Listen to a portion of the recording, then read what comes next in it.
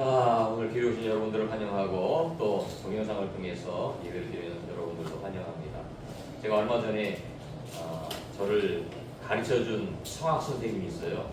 그 선생님이 독일에 사시는데 그분을 만났습니다. 한 달 전에. 그분이 저를 제 설교를 잘 보고 있대요. 그래서 어떻게 보냐 유튜브를 통해서 보고 있다고. 그래서 그렇구나. 독일에서도 이걸 보고 있구나. 또 후배를 만났는데 후배가 미국에 살거든요. 그 후배도 그러더라고요. 유튜브를 통해서 제 설교를 보고 있다고. 그래서 이게 설교를 잘해야 되겠구나. 그냥 겉으로 하면 안 되겠구나. 독일에서도 보고 또 미국에서도 보고 또 독일 미국뿐만 아니고 어디서 볼지 모르니까 전국 방방 곳에서 볼 수도 있다는 생각에서 예배도 준비하고 설교도 준비하고 긴장도 하고 그렇습니다. 어쨌든 예배에 오신 여러분들을 환영하고 또 동영상을 통해서 또 예배를 함께 드리는 여러분들을 환영하고 하나님 풍성하신 은혜가 여러분들 모두에게 임하시기를 주님의 이름으로 축원합니다. 우리 좌우에 인사합니다. 사랑합니다. 축복합니다. 전도합시다. 시작. 사랑합니다. 축복합니다. 전도합시다. 자, 오늘은 그리스도의 비밀이란 제목을 가지고 함께 말씀을 나눠보려고 합니다. 그리스도의 비밀, 예수님의 비밀이라는 뜻이겠죠. 그리스도의 비밀. 오늘 우리가 히브리서를 읽었지요. 히브리서를 읽었는데 히브리서는 구약의 레위기서의 주석이라고 말할 수 있습니다. 레위기서는 뭐예요? 제사법. 레위기서는 제사법이에요. 창세기, 출애굽기, 레위기인데 출애굽기는 성막에 대해서 이야기하죠. 성막을 어떻게 지어라 그런 이야기가 나오고 그 다음에 시작되는 성경이 레위기서인데 레위기서는 한마디로 말하면 예배법. 그 이야기는 제사라고 이야기하지만 지금 신약으로 말하면 예배에 드리는 법. 어떻게 예배를 드려라? 번제를 드려라. 소제를 드려라. 화목제를 드려라. 속건제를 드려라. 속죄제를 드려라. 드리는데 어떻게 드려야 된다? 태워서 드려야 된다. 흔들어 드려야 된다. 포도주를 부어 드려야 된다. 뭐 이런 것들 제사를 드리는 방법에 대해서 이야기하고 있지. 그 레위기서의 주석이 바로 신약에 와서 히브리서입니다. 그 성씨가 바로 히브리서예요. 그 이야기 드렸던 모든 것은 모형이고 그림자이고 신약은 그 실체라고 말씀을 드렸습니다. 구약은 모형이고 신약은 실체예요. 그 모든 제사법의 완성을 이루신 분이 바로 누구다? 예수 그리스도다라고 우리는 알고 있습니다. 그래서 히브리서는 특별히 예수님의 우월성에 대해서 기록을 하고 있고 예수님이 바로 하나님의 아들이심과 이 땅에 성육신으로 오심을 증거하고 있습니다. 그래서 예수님이 하신 일이 바로 그리스도의 사역이에요. 그리스도의 사역. 기름 부음을 받으시고 하나님의 예언을 성취하셨다는 거예요. 그래서 오늘은 그리스도의 비밀이라는 제목을 가지고 하나님의 음성을 듣는 여러분들이 되었으면 좋겠습니다. 첫 번째로 그리스도의 비밀인데 첫 번째는 뭐냐? 성육신의 비밀이에요. 성육신의 비밀. 한번 같이 해볼까요? 시작. 성육신의 비밀. 왜 창조주이신 하나님께서 육신의 몸을 입고 이 땅에 오셔야만 했을까요?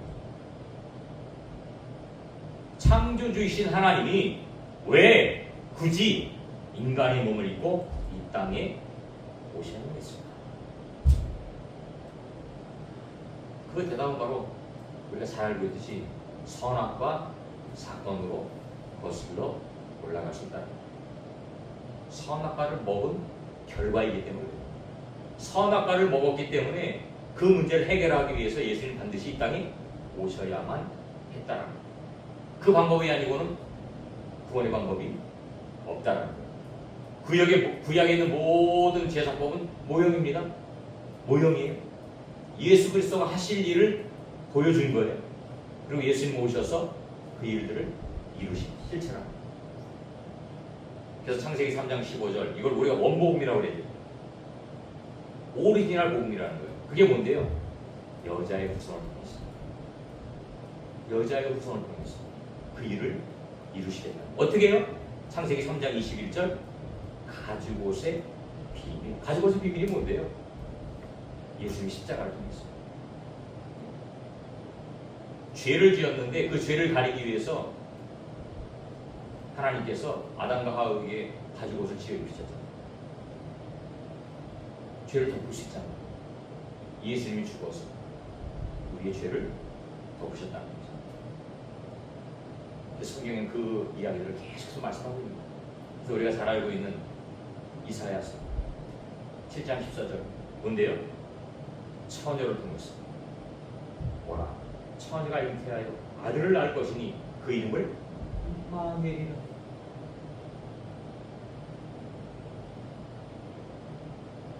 예수 안 믿는 사람들은요 이런 얘기하면 거짓말이라고 해요. 어떻게 처녀가 애를 낳냐고. 그러면 믿어집니까? 처녀가 애를 낳은 게 믿어져요?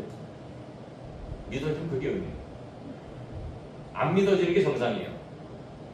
그런데 복음이 들어가면 믿어져요. 세상 사람들은 안 믿어요. 안 믿어져요. 그게 정상이에요. 근데 어느 순간에 우리가 복음을 듣고 귀가 열리고 눈이 열리면 그게 믿어집니다. 그게 은혜고 그게 기적이에요.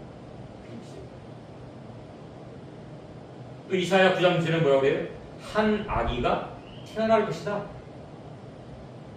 태어날 것이다. 그의 어깨에는 정사를 메었고 그의 이름은 기묘자다, 모사다, 전능하신 하나님의 영존하신 평강의 왕이다. 근데 어떻게 오신다고요? 이사야서 64장 1절 하늘을 가르고 강림하신대요. 하늘을 가르고 강림하신대요. 저도 이 말씀을 처음에 성경 읽을 때 잘 이해해요. 하늘을 가르고 강림하신다. 그게 뭐예요? 성육신 하신다는 거예요. 인간의 몸을 입고 이 땅에 오신다는 거예요. 그 예언이 성취가 됐습니다. 몇 년 후에? 이사야는 예수님 오시기 전에 700년 전에 활동했던 선지자였어요.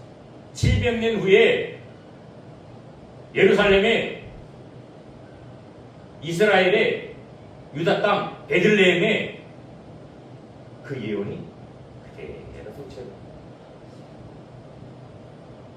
예수님 오시기 전에 500년 전에 선지자 미가 선지자를 통해서 이렇게 땅 작은 고을이지만 그곳에서 이걸 통찰이가 나신다고 정확하게 성경 기록하고 있습니다. 이게 믿어지는 게 뭐예요? 믿어져요. 감사하죠. 네? 지구의 수많은 사람들 중에서 네? 저와 여러분들이 예수님 믿고 구원받고 신앙을 생활한다는 게 이게 얼마나 감사해요. 우리나라가 지금 5,100만이라고 하는데 5,100만 중에서 저와 여러분들이 예수님 믿고 구원받아서 이렇게 주일날 나와서 이 자리에 나와서 예배 드릴 수 있다는 게 얼마나 감사해요. 그 하나님의 메시아의 그리스도의 예언이 성취가 됐어요. 그래서 요한복음에 뭐라고 그래요? 말씀이 육신이 되어서 이 땅에 거하셨다. 말씀이 육신이 되어서. 그 말씀이 뭔데요? 그 말씀이 하나님이에요. 그 말씀이 육신이 되어서 이 땅에 오셨다는 거예요. 아버지의 독생자의 영광이다. 이렇게 해요. 그 약속이 성취됐습니다. 그 빌립보서는 뭐라고 얘기합니까? 그는 근본 하나님의 본체시지만 하나님과 동등됨을 취할 것으로 여기지 아니하시고 오히려 자기를 비워서 종의 형체를 가지사 사람과 같이 되셨고 사람의 모양으로 나타났습니다. 죽기까지 목적 십자가에 죽기. 그 하나님이 인간에 대해서 이 땅에 오셨다. 이 땅에 오셨다. 마태복음 1장 18절에 뭐라고 합니까? 예수 그리스도의 나심은 이러하니라. 그의 어머니 마리아가 요셉과 약혼하고 동거하기 전에 성령으로 잉태된 것이 나타났다. 이렇게 기록합니다. 그리고 21장 그 이름을 예수라 하라. 예수라 하라. 그가 자기 백성을 그들의 죄에서 구원할 자이시니라.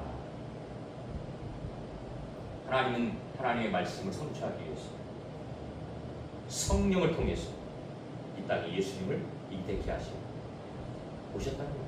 성육신 하셨다는 거예요. 이게 그리스도입니다. 그러니까 예수님의 나심은 우리 인간의 태어남과 달라요.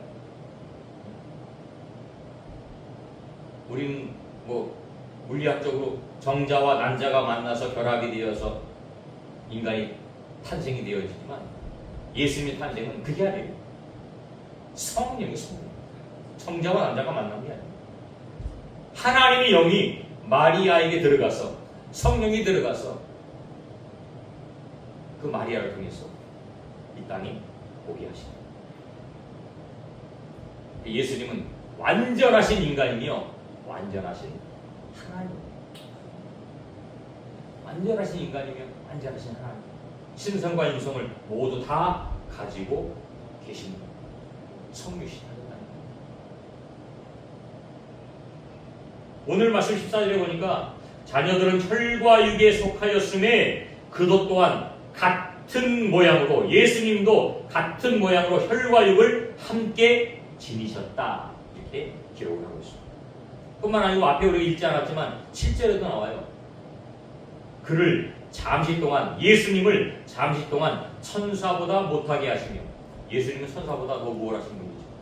왜? 예수님은 하나님이신데 천사를 창조하신 분인데 천사를 만드신 분인데 근데 천사보다 못하게 인간의 몸으로 잠깐 이 땅에 오시게 하셨다는 거예요. 9절에도 마찬가지죠. 오직 우리가 천사들보다 잠시 동안 못하게 하심을 입은 자 예수 곧 죽음의 고난을 받으심으로 말미암아 영광과 존귀로 관을 쓰신 예수를 보니 인간의 몸을 입고 이 땅에 오셨다. 또 17절에도 마찬가지입니다. 그러므로 그가 범사의 형제들과 같이 되심이 마땅하도다. 인간의 몸을 입고 이 땅에 오셨습니다. 왜 오셨어요? 오늘 12절에 보니까 한평생 내어 종로로 타는 모든 자를 놓아주시려고.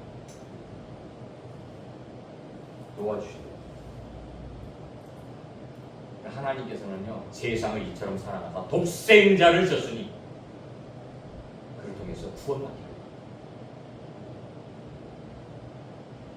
그래서 다른 이로서는 구원받을 길이 없어요. 없습니다. 천하 사람 중에 구원받을 만한 이름을 우리에게 주신 일이 없어요. 근데 마귀는 계속해서 이상한 것들을 만들어내요. 이상한 종교를 만들어내요. 지금 우리나라 국회의원들이 또 통일교 문제 때문에 또 상당히 힘들어하고 있는데 얼마 전에도 아베 총리가 죽었을 때 통일교 문제가 나왔어요. 통일교가 돈이 무지하게 많아요. 일양약품 뭐 이런 의약품에 굉장히 많이 이게 돈을 투자해갖고 좋은 약들을 많이 만들어요. 물건들 좋게 만들어요. 그러니까 이 사람들이요 자기네 세력을 키우기 위해서 정계에 자꾸 지원을 해주는 거예요. 정치하는 사람들 지원을 해줘요. 돈 막 쏟아붓는 거예요. 정치하는 사람들은 도와주고 막 이렇게 해주면 좋아할 수밖에 없어요. 그래서 국회의원이 뭐 돈을 받았다 안 받았다 막 그런 이야기가 나오고 그런 문제가 생기겠는데 그렇게 해서 교세를 펼쳐나가. 그러니까 예수 안 믿는 사람들, 믿음이 없는 사람들은 그걸 보면서 헷갈리게 넘어가는 거예요. 근데 그게 안타까워. 복음의 눈이 띄지 않으니까 통일교나 신천지나 여기 우리 중심가 가면 거기 여호와의 증인 같아요. 여호와의 증인으로 그게 판세원 여기도 하나 있고 저쪽 서장 일동에도 하나 있어요. 그래서 거기 공원 그 끄트머리 가면 꼭 거기 서서 하고 있어요. 양복 쫙 입고 여자 남자들이 교대 해가면서 그렇게 하고 있어요. 여호와의 증인, 하나님의 교회, 기타 등등 수많은 이단과 사이비들이 판을 치고 있어요. 누가 역사하는 거예요? 사단이 역사하는 거예요. 사단이 복음을 변질시켜서 비슷하게 짝퉁을 만들어서 이거를 영안이 열리지 않으면 짝퉁인지 진짜인지를 구별 못하는 거예요. 이게 문제예요. 영안이 열린 사람들은 아 저거 짝퉁이구나 알거든요. 저거 짝퉁이야 진짜야? 헷갈리면 안 돼. 그러니까 복음의 눈이 확실히 열린 사람들은 아 짝퉁이구나. 저도 어렸을 때 집에 있으면 누가 문을 뚝뚝뚝뚝해요. 뭐 교회에서 나왔습니다. 뭐 말씀을 전하려고 나왔습니다. 그러면서 막 이렇게 내민 적 있어요. 종만 쪽지 하나 주면서 이거 우리 얼굴 보시라고. 하나님 여호와이지 그런 사람. 근데 모르니까 수고하신다고 들어오시라고 뭐 음료수도 주고 모르니까. 그 사람들 말 듣다가 이게 약간 넘어가는 거예요. 빠집니다. 그 사람들 얼마나 잘해준 거예요. 너무너무 잘해준대요. 인간적으로 잘해주는 게 문제가 아니에요. 복음이 없으면 죽은 영혼이에요. 하나님이 예수 그리스도의 영이 없으면 죽은 영혼이라고 했어요. 하나님은 우리 인간들을 구원하시기 위해서 인간의 몸을 입고 이 땅에 오셨다. 그리스도 성육신. 두 번째로는 십자가 대속의 비밀이에요. 그래서 14절 중반절에 보니까 죽음을 통하여 죽음의 세력을 잡은 자 곧 마귀를 멸하였다. 죽음을 통하여 십자가를 통하여서. 고린도서 15장 3절에 보니까 내가 받은 것을 먼저 너희에게 전하였노니 이는 성경대로 그리스도께서 우리 죄를 위하여 죽으시고 라는 말입니다. 성경대로 예수님은 이 땅에 죽으시기 위해 오셨어요.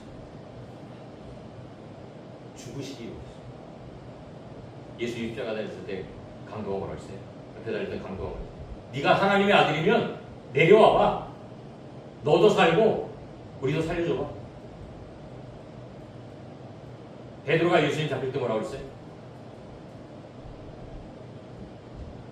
예수님이 끌려가는 걸 막 방해하고 막 하잖아요. 예수님 베드로를 향해 뭐라고 그래요? 사단아 내게로 물어라. 하나님이 그러니까 예수님의 십자가는 구약 성경 예언의 성취입니다. 예수님께서 죽지 않으면 인간이 하나님의 자녀가 될 수 없기 때문에. 아까 9절 읽어봤지만 오직 우리가 천사들보다 잠시 동안 못하게 하심을 입은 자 곧 죽음의 고난 받으심으로 말미암아 영광과 존귀로 관을 쓰신 예수님을. 그리고 하반절에도 모든 사람을 위하여 죽음을 맛보려 하시니라. 모든 사람을 위해서 죽음을 십자가를 지시려 이 땅에 오셨다.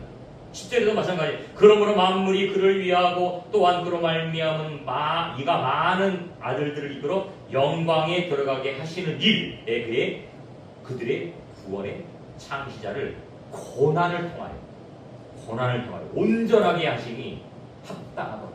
고난이 뭔데요? 십자가지.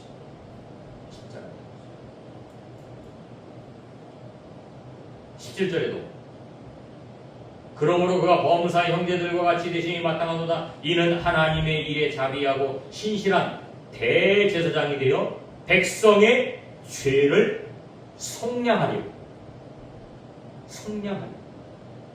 구약의 대제사장은 뭐 하는 거예요? 7월 1일 날 들어가서 뭐 하는 거예요?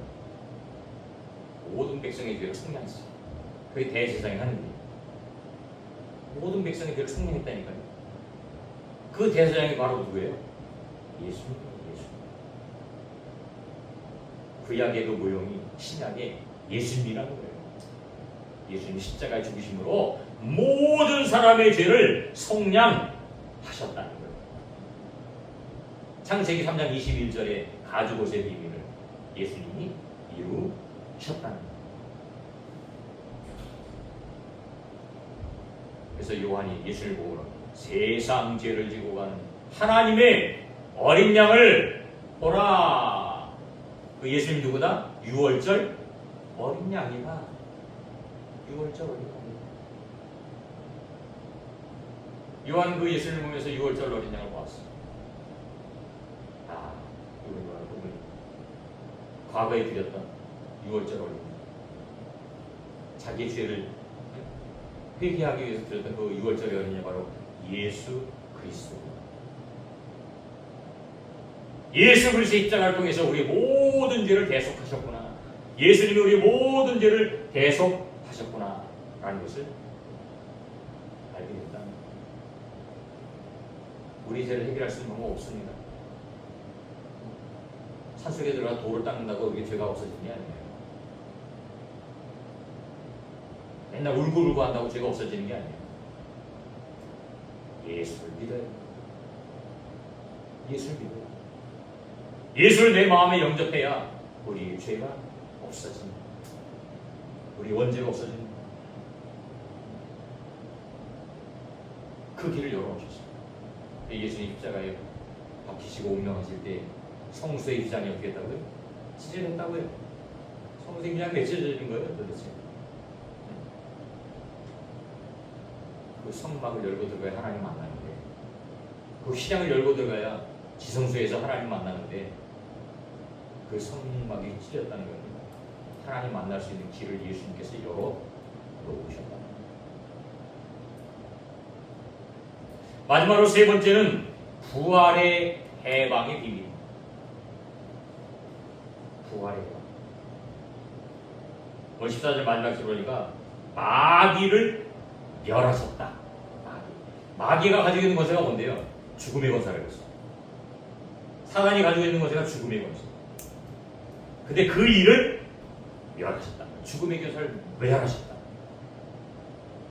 그래서 예수님은 잠자는 자들의 첫 열매가 되셨던 겁니다. 부활한다는 거예요. 부활. 그래서 우리 고린도전서 15장을 무슨 장이라고 그랬죠? 부활장이라고 그랬죠? 부활장. 고린도전서 15장에 보면 그리스도께서 죽은 자 가운데서 다시 살아나셨다 전파되었거늘 너희 중에서 어떤 사람들은 어찌하여 죽은 자 가운데 부활이 없다 하느냐? 만일 죽은 자의 부활이 없으면 그리스도도 다시 살아나지 못하였습니다. 그리스도께서 만일 다시 살아나지 못하였다면 우리가 전파하는 것도 헛것이요 또 너희 믿음도 헛것이다. 우리가 하나님의 거짓 증인으로 발견되리니 우리가 하나님이 그리스도를 다시 살리셨다고 증언하였습니다. 만일 죽은 자가 다시 살아나는 일이 없으면 하나님이 그리스도를 다시 살리지 아니하셨습니다. 부활이 없다면 하나님이 예수님을 다시 살리죠. 그래서 예수님이 다시 살아났다는 건 뭐다? 부활이 있다는 것을 보여주는 거예요. 부활의 증표라는 거예요. 부활의 첫 열매가 되셨다는 거예요. 네? 사단이 가지고 있는 죽음의 권세잖아요. 죽음의 권세 때문에 예수는 죽은 거예요. 다시 살아났어요. 다시 살릴 수 있는 권세는 마귀에게는 없어요. 하나님에게는 있어요. 죽었지만 다시 살아납니다. 그래서 마귀의 권세를 멸하셨다는 거예요. 이기셨다는 거예요. 그 얘기를 하는 거예요.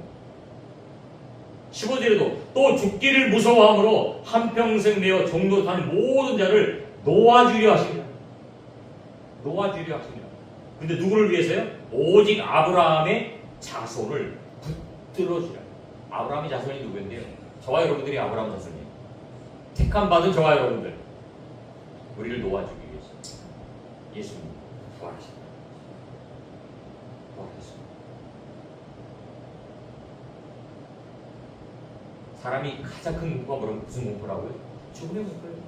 죽음의 공포. 왜 공황장애 오는 거예요? 죽음의 공포예요. 죽음의 공포. 왜 정신병들이 오는 거예요? 그게 다 죽음의 공포 때문에.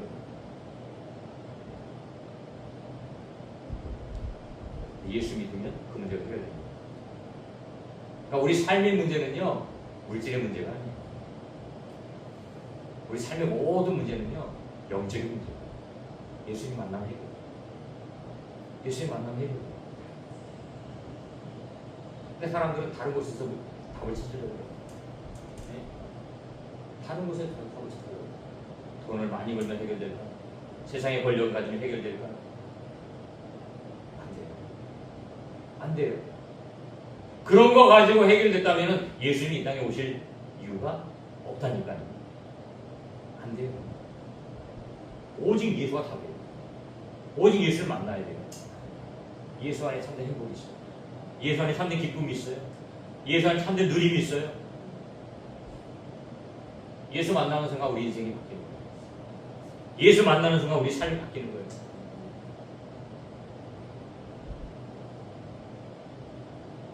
요한일서 3장 8절 보니까 죄를 짓는 자는 마귀에게 속하나 마귀는 처음부터 범죄함이라 하나님의 아들이 나타나신 것은 마귀의 일을 멸하려 하시니라. 마귀를 예수님이 닮으셨다. 그래서 오늘 18절에 보니까 그가 시험을 받아 고난을 당하였은즉 시험 받는 자들을 능히 도우실 수 있느니라. 우리를 도우시기 위해서. 우리를 도울 수 있는 분은 누구예요? 예수님입니다. 예수님. 내 힘으로는 안 돼요. 내 능력으로 안 돼요. 예수님이 함께 하십니다.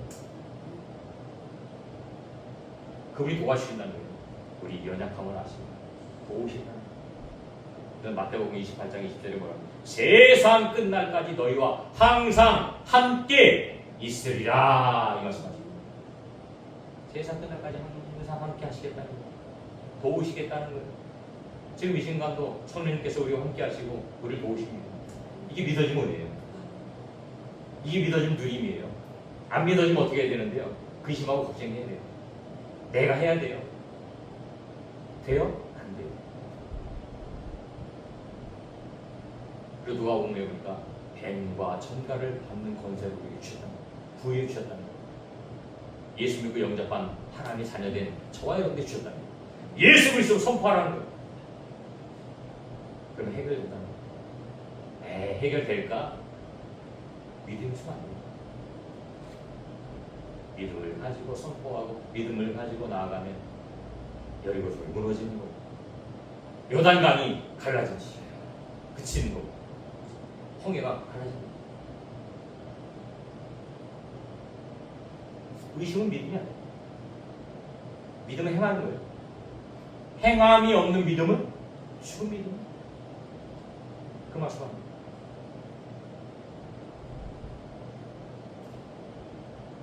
예수님이 이 땅에 인간의 몸을 오셨고 십자가를 통해서 우리 모든 문제를 해결하셨습니다. 부활을 통해서 우리 육신의 문제를 다 해결하셨습니다. 우리 부활 없는 그리스도의 비밀을 깨닫고 진짜 예수 안에서 참된 누림의 삶을 살아가는 평강의 삶을 살아가는 여러분들이 다 되시기를 주님의 이름으로 축원합니다. 아멘.